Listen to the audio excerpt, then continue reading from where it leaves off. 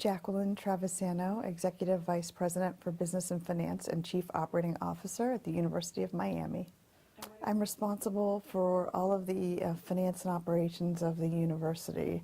For example, the Office of Finance and Treasury, Risk Management, Human Resources, Information Technology, Facilities, Public Safety, Internal Audit and Compliance. I've wanted to work in higher education since my first job. In 1990, I began my career working for a Big Six public accounting firm called Coopers & Lybrand, and was placed on a higher education audit team. And that's where I fell in love with higher education as an industry. So I graduated from college, like I said, in 1990, and I began at Coopers & Lybrand doing external audit and attestation work.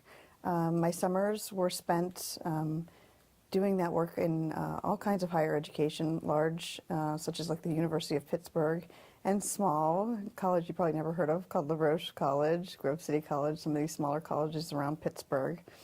And my winters were spent in Erie, Pennsylvania. And I decided rather quickly that working in higher education sounded a lot better than working in manufacturing in Erie. So my first job in higher education, my first opportunity to get on the auditor side of the desk occurred in 1998. And that's when I was hired by Chatham University as their Associate Vice President for Finance and Administration. I was responsible for the business office, but I worked a lot with the Vice President for Finance, so I liaisoned a lot with information technology and facilities and HR and all of kind of like the areas that I now lead. So that was the first step for me. I've stayed there 6 years, and then I got my first opportunity to serve as a Vice President at Carlow University in Pittsburgh. I was there 4 years as Vice President for Finance and Operations.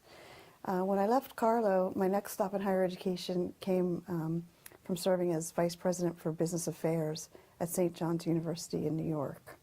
And I was there through the downturn in the economy, and really had a great experience in New York. Came to Florida in 2011 to work for Nova Southeastern University as Executive Vice President and Chief Operating Officer, and was there, of course, until I got the opportunity to come to UM. I like to start very early. People are starting to figure that out.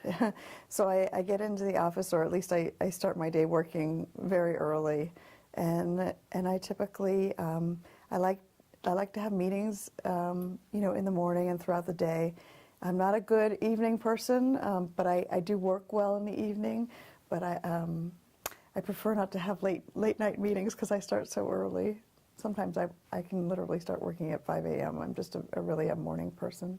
Well, there's a lot to read, first of all, but there's also a lot of really good people that helped me get up to speed. A lot of trustees that had been at the university for a long time helped greatly.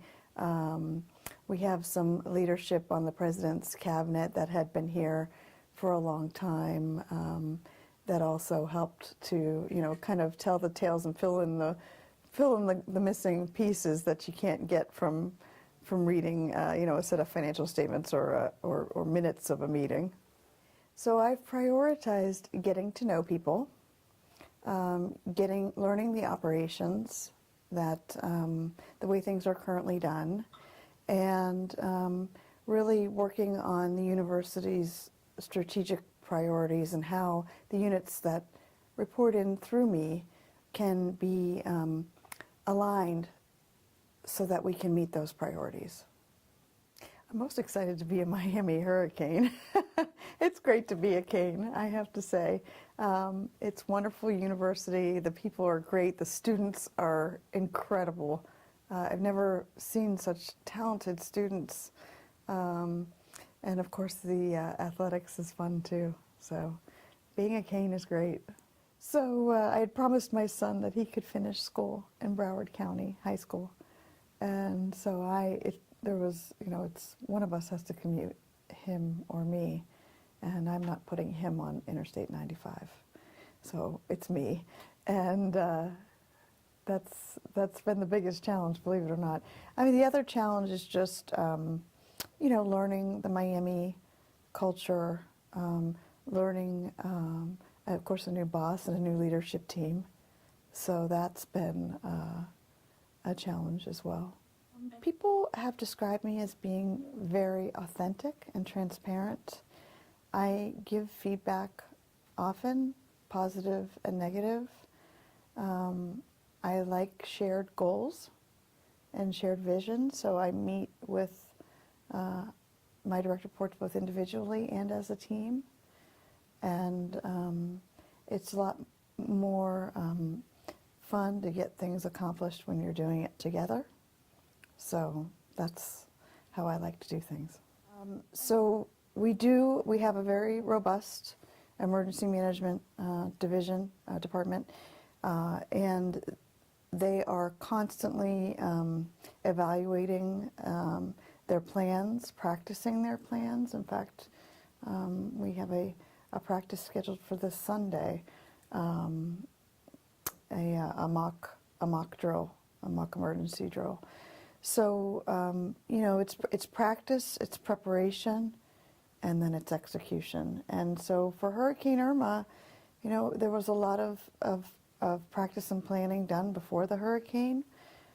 Executing through the hurricane, as you may remember, was a challenge because of